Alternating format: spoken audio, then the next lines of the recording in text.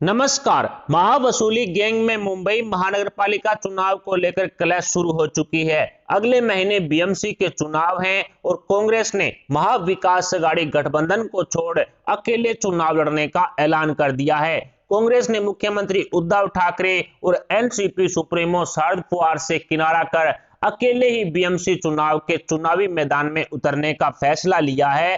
कांग्रेस के इस फैसले से शिवसेना की उम्मीदों पर पानी फिरता हुआ साफ साफ नजर आ रहा है, क्योंकि भारतीय जनता पार्टी बीएमसी में शिवसेना से सिर्फ 2 सीटें पीछे है और इस बार उद्धव सरकार के बीते 2 साल के कार्यकाल में उद्धव ठाकरे को कई ऐसे बड़े झटके लगे हैं जिससे शिवसेना की मुश्किलें लगातार बढ़ रही है। महाविकास अघाड़ी गठबंधन में शामिल होने के बाद पिछले 2 साल में शिवसेना को कई छोटे बड़े चुनावों में करारी हार का सामना करना पड़ा है, जो शिवसेना प्रमुख उद्धव ठाकरे के खिलाफ महाराष्ट्र की जनता जनार्दन का विरोध दर्शा रहा है। शिवसेना ने हिंदुत्व के सिद्धांतों से समझौता कर कांग्रेस एनसीपी के सामने घुटने टेक दिए और मुस्लिमकरण की कांग्रेस नीति को अपनाने का फैसला लिया, जिसके बाद से ही महाराष्ट्र में शिवसेना का रुतबा दिनों दिन खत्म होने लगा और कई जगहों पर विधानसभा के उपचुनाव हुए, कहीं एमएलसी के चुनाव हुए, कहीं बीएमसी के चुनाव हुए, कहीं कोऑपरेटिव बैंक चुनाव हुए और इन चुनावों में महाविकास अघाड़ी गठबंधन को करारी हार का सामना करना पड़ा। 2 दिन पहले ही मुंबई कोऑपरेटिव बैंक की 21 की 21 सीटों पर भारतीय जनता पार्टी ने बम्पर जीत दर्ज की और महाविकास अघाड़ी गठबंधन को करारी हार का सामना करना पड़ा। मुंबई कोऑपरेटिव बैंक की 21 की 21 सीटों पर बीजेपी ने जीत दर्ज कर ली है।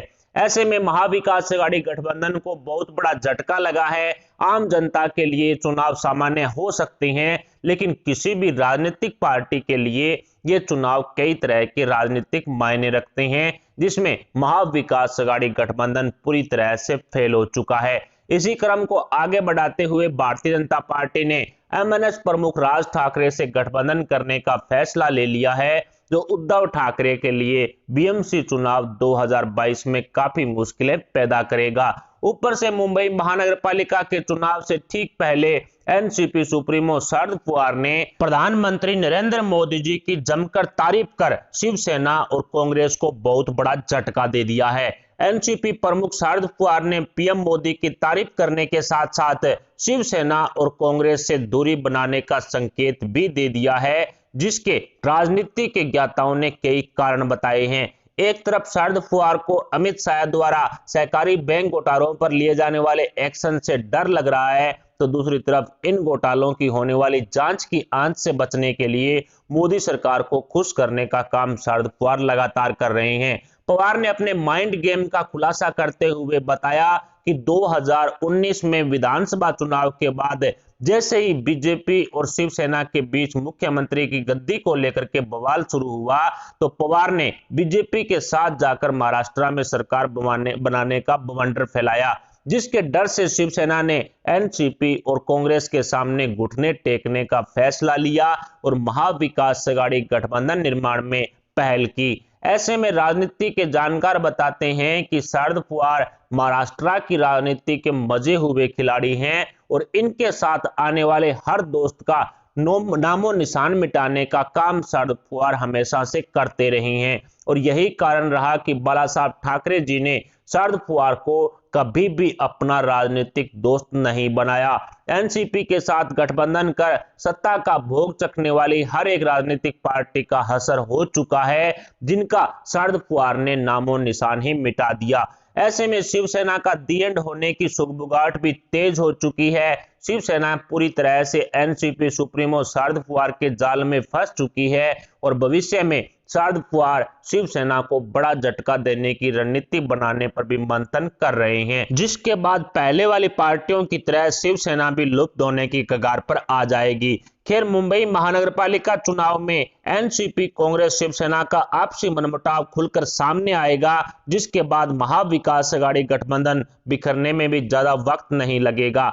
एक तरफ एनसीपी सुप्रीमो शरद पवार अभी से बीजेपी पर डोरे डालने शुरू कर चुके हैं, तो दूसरी तरफ उद्धव ठाकरे भी 1 महीने पहले पुणे के एक कार्यक्रम में पुराने साथी भविष्य में एक साथ आने की बात भी कह चुके हैं, जो सीधे तौर पर भविष्य में बीजेपी के साथ समर्थन वाली सरकार बनाने की ओर साफ साफ संकेत है।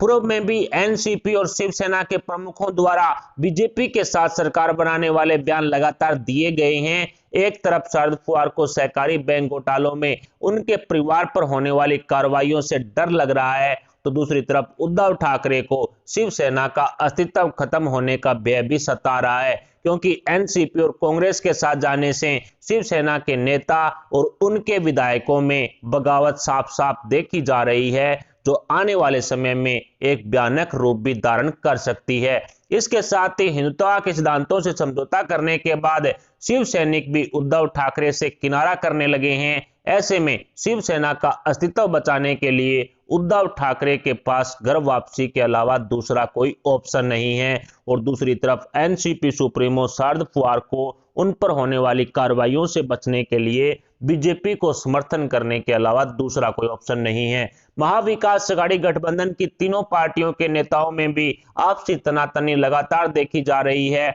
जिसके भयानक रूप धारण करने के बाद उद्धव सरकार में इस्तीफे भी शुरू हो सकते हैं।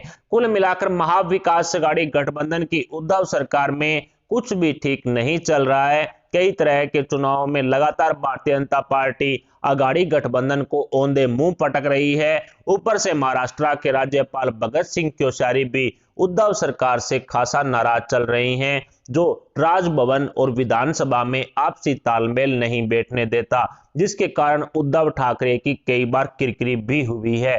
उद्धव ठाकरे को सीएम गद्दी पर बैठाए रखने के लिए एमएलसी बनाना हो या विधानसभा स्पीकर चुनना हो आदि कई मामलों में राज्यपाल भगत सिंह कोश्यारी से होशियारी करना उद्धव सरकार को काफी महंगा पड़ा है। ऐसे में बीजेपी नेता और केंद्रीय मंत्री नारायण राणे द्वारा शिवसेना के गढ़ कोंकण में सेंधमारी करने के बाद मुंबई महानगरपालिका चुनाव पर उद्धव ठाकरे की नजरें टिकी हुई है।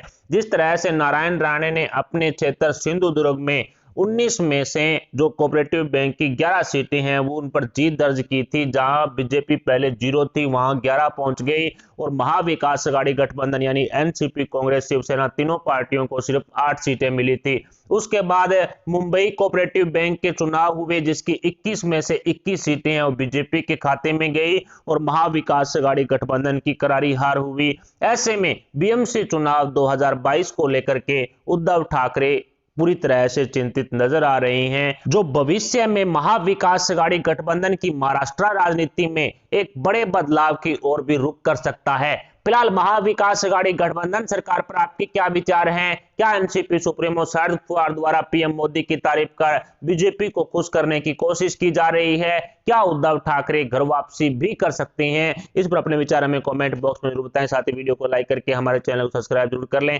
अभी के इतना ही, मिलते हैं अगली बड़ी अपडेट के साथ। तब तक के लिए जय हिंद, जय भारत।